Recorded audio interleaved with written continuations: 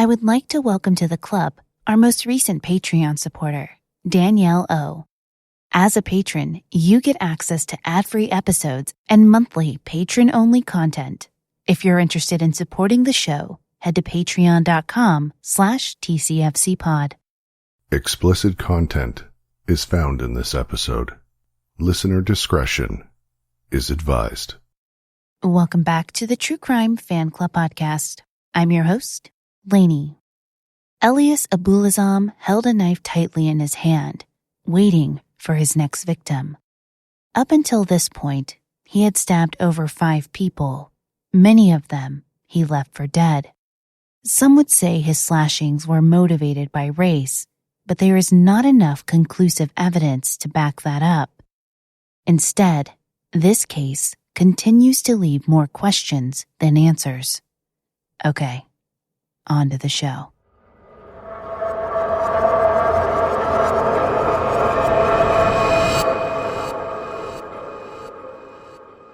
Elias Abulazam was born on August 28, 1976, in central Israel. He lived a comfortable life with his Christian Arab family in the city of Ramia. The people of Elias's hometown did not have good things to say about him. They described a man who did drugs, got into fights, and had very unsteady employment. This Elias was very different than the one described by those who knew him in the U.S. In 1995, Elias moved to the United States. According to Israeli media after his arrest, Elias left Israel at 20 due to arrest for drugs and violence. He had a green card but never became a U.S. citizen. Elias settled in Virginia, where he worked as a mental health technician at Piedmont Behavioral Center in Leesburg, Virginia. At Piedmont, Elias worked with troubled children. His coworkers described Elias as a gentle giant who displayed remarkable patience and restraint when dealing with mentally unstable and violent teenagers. They would often marvel at how he would be able to talk and diffuse most situations when it would be easy for the 6-foot, 5-inch, 280-pound man to physically subdue the child. In 1997, Elias married Dawn Costello. The couple officially separated in 2000 and were divorced in 2002. Not much is known about their marriage. On July 30th, 2004, Elias married Jessica Hirth. The couple met in Texas while Elias was visiting cousins. After he was arrested for his crimes, Elias's former in-laws would say that they were shocked by his arrest. They had always viewed him as a very nice man. Despite how nice he seemed to be, Elias and Jessica divorced in 2007 due to Elias's verbal and physical abuse towards his wife. Like much of his life before his crimes, not much is known about Elias's time in Virginia after his divorce and before he moved to Michigan. But that move to Michigan would reveal a terribly violent man. On May 22, 2010, Elias moved to a home in Flint that was owned by his uncle. His uncle would also get him a job at a nearby liquor store. On May 24, 2010, 2 days after Elias arrived in Michigan, police were called at 6:00 a.m. for a man down in a yard near Leith and Dexter Streets in Flint. The man, later identified as 31-year-old David Motley, was stabbed and died at the scene. There were no witnesses to the crime, but police would soon realize that this would be the beginning of a spree that would leave an additional 4 men dead and 13 more injured. Almost a month later, on June 21st, 59-year-old Emmanuel Abdul Muhammad was found stabbed to death around 2 a.m. near Avenue B and Wood Street in Flint. Muhammad was a native of Union Springs, Alabama, but attended schools in Flint. He graduated from Flint Northern High School in 1969, where he played football. No one saw the attack on Muhammad, and his case went cold until it would be tied with later attacks. On June 26th, 42-year-old Bill Fisher was attacked around 5:50 a.m. on Pearson Road.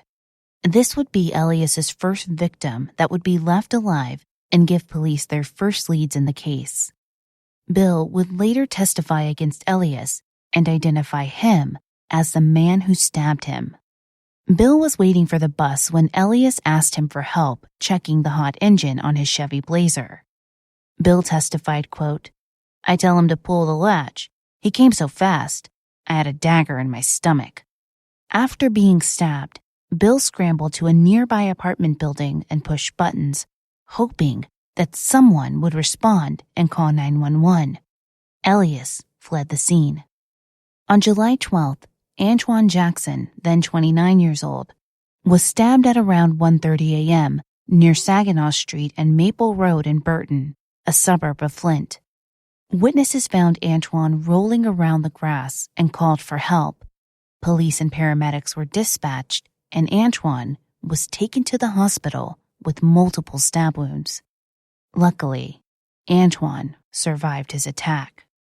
On July 19th at 12:15 a.m., a man asked Richard Booker for help opening his car hood. Richard was walking near North Saginaw and Julia Avenue in Genesee Township, a neighboring city of Flint. As Richard approached the man to help, he was stabbed 5 times. The 49-year-old man survived the attack but spent 3 weeks in the hospital recovering. Richard needed 68 staples throughout his back and stomach to close his wounds. He also had slash marks across his arms. When interviewed after his attack, Richard said the slash wounds came when he tried to keep his attacker from cutting off his face. Richard added, quote, "I've never hurt so much in my life, never come so close to death." Richard was the only of Elias's victims who was white. 4 days after the attack on Richard, an unidentified 21-year-old man was stabbed at around 5:45 a.m. on University Avenue near King Avenue. There is no additional information about this incident.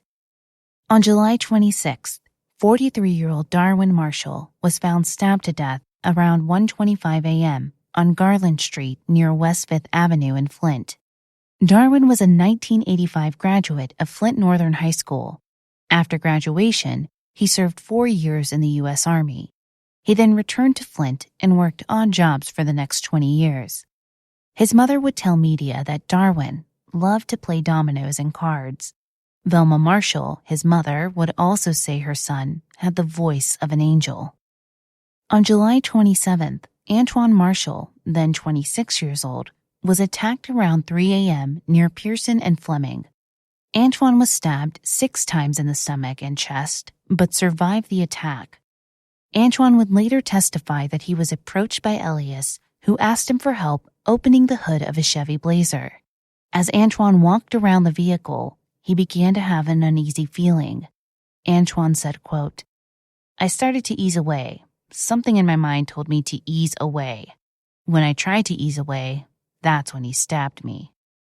20-year-old Devon Rawls was stabbed on July 29th around 3:30 a.m. at Leith and Cook Streets.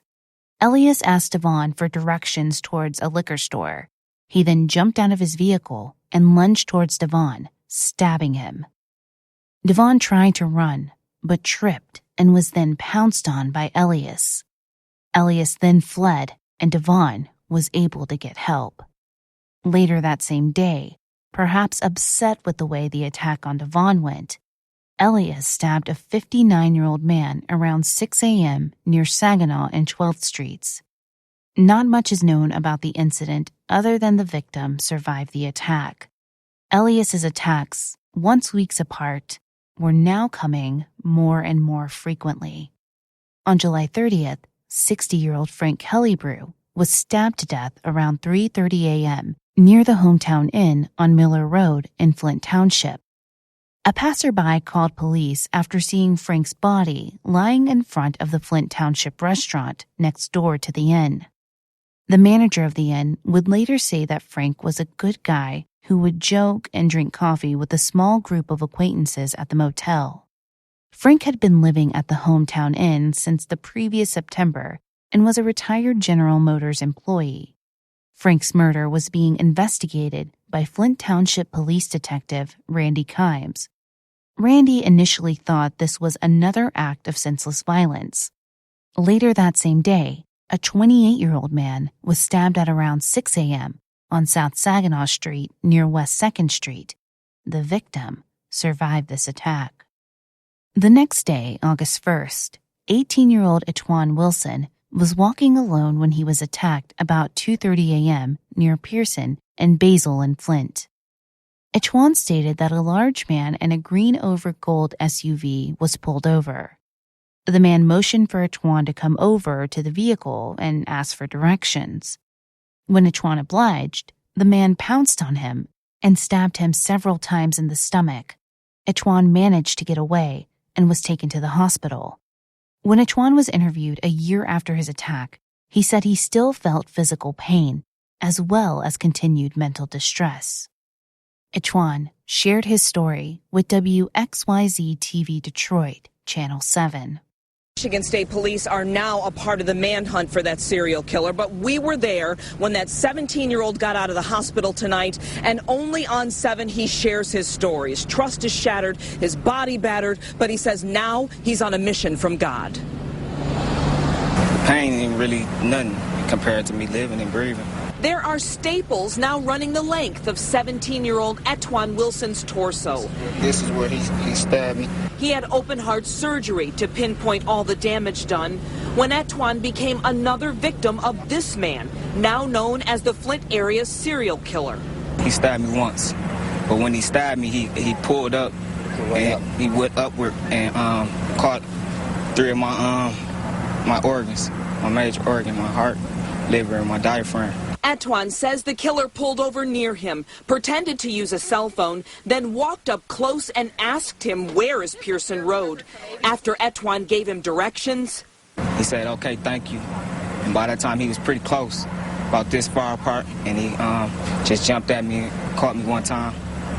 I just pushed off of him and ran to the first house I seen with a light on. God bless that they thank God they opened the door for me. Etwan helped police create this sketch now seen around the nation. He's helping see to it this man is brought to justice. I just pray that it don't happen to nobody else. You know, I'm glad I was the one to live and get to tell everybody about it. And Etwan has a young son that he says when he gets old enough, he'll be having serious conversations with about strangers. But this evening, and until this man is caught, he'll be staying with his father in Detroit. On August 2nd, 49-year-old Arnold Miner was found dead at about 2:30 a.m. on South Saginaw Street near Barton Street in Flint. Arnold was walking home from his mother's house and was killed less than a mile from his home. Arnold's sister offered him a ride, but Arnold declined. While what exactly Elias did to win Arnold's trust is unknown, his sister would later tell media that her brother would have helped out anyone and would have been an easy target for Elias's method of disarming his victims. Detective Kimes, who was also investigating Frank Kellebrew's murder just 2 days before, heard about Arnold's murder and went to check out the crime scene on a hunch. Detective Kimes immediately saw the similarities between the two murders. He said of the scene, quote, "It appeared that somebody was walking down the roadway, had been assaulted, and then tried to run away. The fact that neither victim had been robbed of their wallets, right away that raises your suspicions. The time of day, early in the morning, and late at night was also the same." Detective Kimes was shocked to hear that this was the 4th fatal stabbing since May 24th. On August 4th, police in Genesee County, Michigan, announced what many citizens probably already knew. The series of stabbings were the work of one man. There were too many similarities between the attacks to attribute them to different people. The citizens of Flint and its surrounding cities were now on high alert. They couldn't have known at the time that they were going to be given a temporary reprieve while Elias was visiting relatives in Virginia. On August 3rd, 15-year-old Anthony Cage was taking a nighttime jog in Leesburg, Virginia, when he was stabbed in the back. Anthony needed surgery but survived his wounds. Anthony would testify that he jogged at night to avoid the heat. As he was running, an SUV passed him, stopped, and the driver got out. Anthony said, quote, "So I just pass him up, look at him out of the corner of my eye. He was wearing a baseball cap. And just seconds after that, I feel a jab, and I see him running back, so I was like, was he trying to mug me or something? But when I touched my back where he hit me, I felt a huge wet spot. I kind of went into panic mode, started running to the intersection, trying to flag down people, but nobody stopped. Anthony then went to a Sunoco station where the attendant called 911. There just so happened to be an army medic at the station, and they provided medical attention until the ambulance could arrive. On August 5th, Elias was stopped by police in Arlington, Virginia for running a stop sign. When the police conducted a background check, they saw Elias was wanted on a misdemeanor assault charge stemming from an incident with his former brother-in-law. While he was being booked and placed in a holding cell, police impounded his car. While conducting a search, police found a knife in the driver's side door and a hammer. These two weapons would be later linked to the attacks Elias would later commit in Virginia. The weapons and car were returned to Elias after he was released. Earlier that same day, a 67-year-old man was stabbed at 6:00 a.m. in Leesburg. The next day, a man would be attacked and struck on the head with a hammer. Additional details about these two attacks are unknown. Elias's last attack would come on August 7th when he would stab 59-year-old Tony Leno outside a Toledo, Ohio church. Tony, a custodian, was standing outside the church for a cigarette break when Elias pulled up to him in his Chevy Blazer and asked for directions. As Tony pointed the way, Elias jumped out of his vehicle, stabbed Tony twice in the stomach, then got back in his vehicle and drove away. Tony survived the attack. I'm going to pause the case right here so you can hear a word from our sponsors.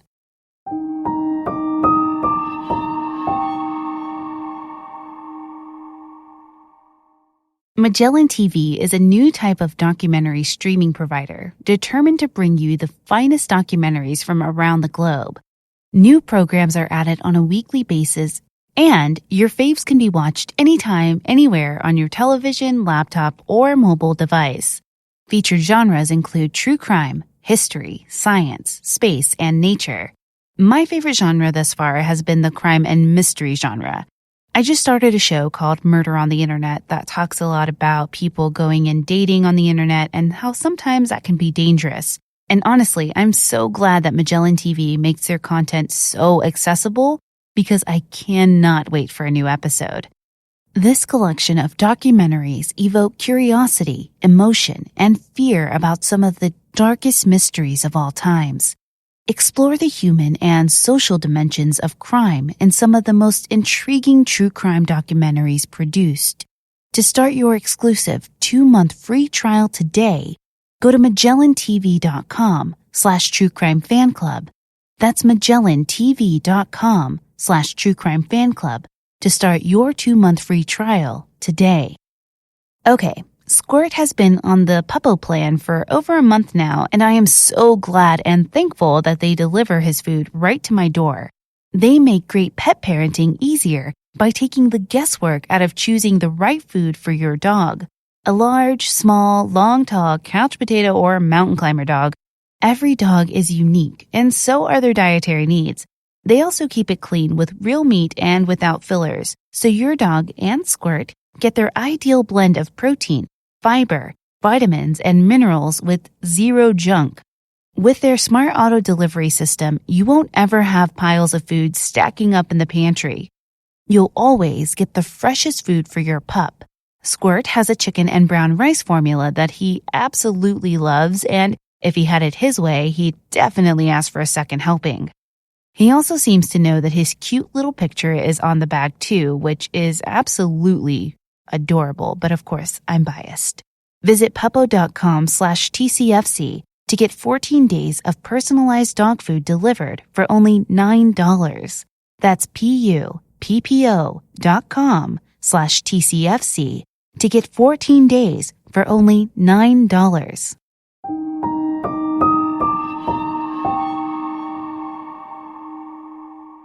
On August 9th, police in Leesburg, Virginia, concluded that the 3 stabbings were the work of one man based on the victims' descriptions of the suspect, and his car, as well as the MO he employed. Like he did in Michigan, Elias would target African American men who were alone and would ask them an innocent question before attacking them. As a listener side note, Elias's method of attack remind me a lot of Ted Bundy, and I have a feeling you'll think this too. On the same day in Michigan, the Genesee County Police launched a task force to find the man behind the stabbings that had been happening all summer long. It was at this time that the Toledo Police Department realized that their August 7th stabbing was exactly like the stabbings that were occurring in Flint. These two cities are only 109 miles or 175 kilometers from each other. Good afternoon and welcome. Citizens of this community have been the victims of a series of unprovoked attacks and assaults. These assaults may be related. To coordinate the investigation of these assaults, a task force of Genesee County law enforcement agencies has been established and committed their full resources. This task force is being led by the Michigan State Police and includes members. Each one of these jurisdictions has had an assault or homicide within its borders. Also representing the city of Flint today is its mayor, Dane Walling.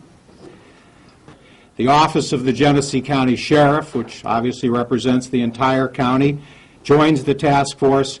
Captain Chris Swanson, representing the Sheriff's Department, is here with us today. 14 investigators are assigned full-time. Additional agencies have also offered resources on an as-needed basis, including the Federal Bureau of Investigation. This task force has thus far followed up on approximately 175 tips as of 3 o'clock this afternoon. Each of those tips is generating new leads. These tips are being entered into a computerized system for categorizing, review, and assignment to officers in the field. After the task force review, we now believe there are 15 stabbings potentially attributed to the same suspect. 5 stabbings have been fatal. The first assault occurred on May 24th in the city of Flint, and the most recent was August 2nd, also in the city of Flint. These stabbings have been taking place during the early morning hour, and the victims have been on foot and approached by the suspect from his vehicle. Oftentimes, the suspect is asking for directions or assistance. The victims to date have been both African American and white and range in age from 17 to 60 years of age. They have been short, they have been tall, some have been slim, some have been stocky. All victims to date have been male. Connections between these stabbings were not readily apparent to law enforcement due to the timing of the assaults, the death of some victims, and the absence of witnesses. Additionally, once the assaults crossed jurisdictional boundaries, connection of any one assault to another was made more difficult. It's important to note that a gap of almost 1 month existed between the first and second stabbings. The first 2 assaults were fatal. No witnesses have been located to those crimes. It was not until June 26th that law enforcement encountered a surviving victim from whom information could be obtained. Some victims made no police report, and a pattern did not begin to emerge until late July. For this reason, the task force was developed. It was through this follow-up investigation that law enforcement was able to determine that there was a potential connection between all or some of these attacks. As of today, a composite has been prepared with the input of 2 of the surviving victims, which was distributed to the public on August the 6th. The suspect is believed to be a white male in his late 20s or early 30s, standing 5'11" up to 6 foot 2 inches tall, being approximately 180 to 200 pounds. He may have light-colored hair. He usually wears a baseball cap during his attacks. Note that he may wear a metal rod-style piercing in his upper left ear. Additionally, this morning, law enforcement was able to release a description of a vehicle they believe may be involved, described as a Chevrolet Blazer or a GMC Jimmy-type vehicle, likely model year ranging from 1995 to 2005, described as a two-tone green over beige or gold, and it's a four-door vehicle. A tip line has been established so that the task force can coordinate all tips that the public may have. If you have information, I'm speaking now directly to the public, if you have information that you believe could help the task force identify the person responsible for these attacks, if you have information about similar attacks that you believe may have gone unreported, please call the tip line. That number is 866-246-9500. 866-246-9500. It's a toll-free call. You can call 24 hours a day, 7 days a week. I'm imploring the community to come forward with any and all information that you may have to assist the task force in solving these crimes.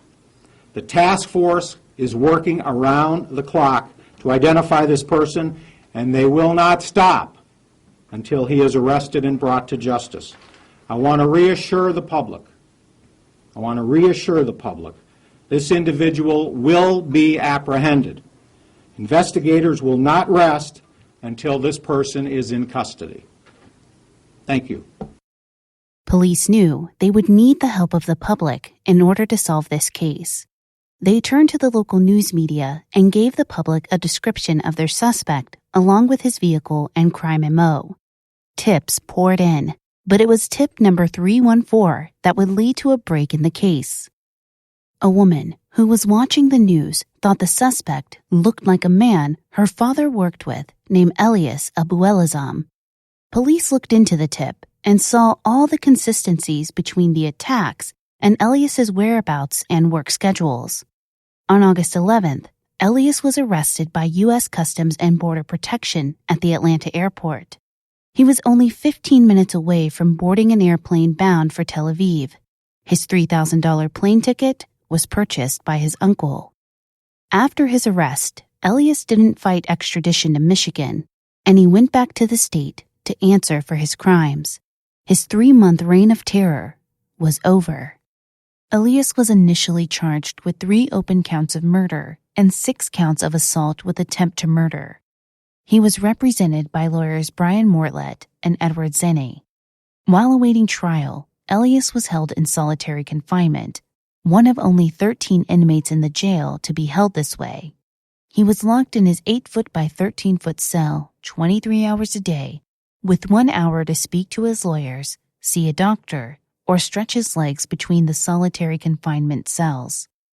He would also be checked on by guards every 15 minutes. Elias's time in jail was not uneventful. Another inmate tried to harm Elias by poisoning his food. Elias also assaulted an officer. In September 2010, prosecutors decide to move forward with just the open count of murder against Arnold Miner. They would set aside all other charges for now and revisit them later. Despite not having to stand trial for the other crimes, victim testimony and descriptions of the other murders were ruled admissible by the judge. The trial began on May 8, 2012. Prosecutors' key pieces of evidence were Arnold's blood on a pair of pants in Elias's luggage, as well as in his truck. Video from a nearby party store also caught footage of a vehicle matching Elias's in the same area during the time of the murder. Prosecutors would end up calling 50 witnesses, including the other men who were attacked by Elias.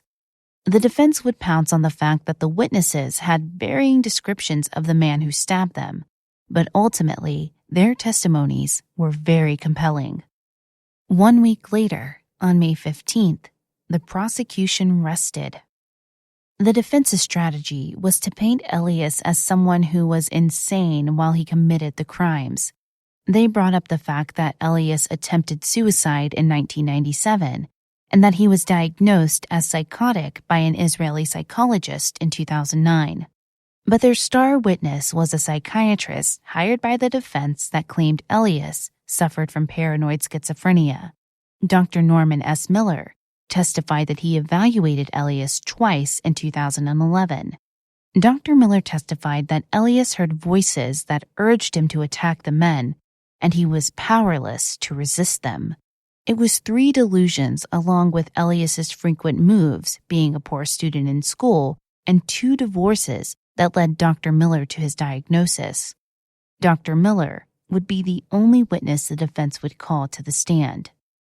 The prosecution called 3 expert rebuttal witnesses that testified while Elias may have a personality disorder and lack of empathy, he was sane at the time of his crimes. Proof of that would be that Elias lulled his victims into a false sense of security before attacking, as well as the steps he took to avoid capture. The prosecution also attacked Dr. Miller by asserting he asked Elias leading questions such as, "Is it your thought that the evil force did this?" They also revealed that Dr. Miller had been paid $6,000 for his testimony and had not testified for the prosecution in 5 years. The prosecution also attacked Dr. Miller's credibility. They asserted that Dr. Miller's expertise was really in alcohol and drug addiction, based on the 200 articles he had written for medical journals. It took the jury only 2 hours and 23 minutes to convict Elias of the murder of Arnold Miner. He was sentenced to life in prison without the possibility of parole. After his conviction, a judge dismissed the 10 other pending charges against Elias. They could be reissued if needed, but the prosecution wanted to spare the families additional pain and the taxpayers additional costs. Things have not been quiet for Elias since he has been in jail. In November 2010, he was arraigned on 5 counts of assaulting a police officer after attacking a prison guard. In June 2014, Elias's conviction was upheld. 2 months later, he sued the federal government to be returned to Israel. In 2009, before he even came to Flint, Elias had stabbed a friend in Israel. He wanted to go to an Israeli prison, but he was denied. In November 2014, the Michigan Supreme Court declined to hear Elias's appeal. In an unexpected twist, in May 2017, with the agreement that he couldn't be prosecuted for the crime, Elias admitted to killing a former neighbor, Jamie Lane, when he lived in Virginia in 2009. Jamie and Elias had spent several evenings outside of their apartments just talking to each other, having fun, and sharing stories about their life. Jamie was a 44-year-old husband, father, and grandfather at the time of his death. He was found stabbed to death in his home. Up until this point, the murder had been a cold case.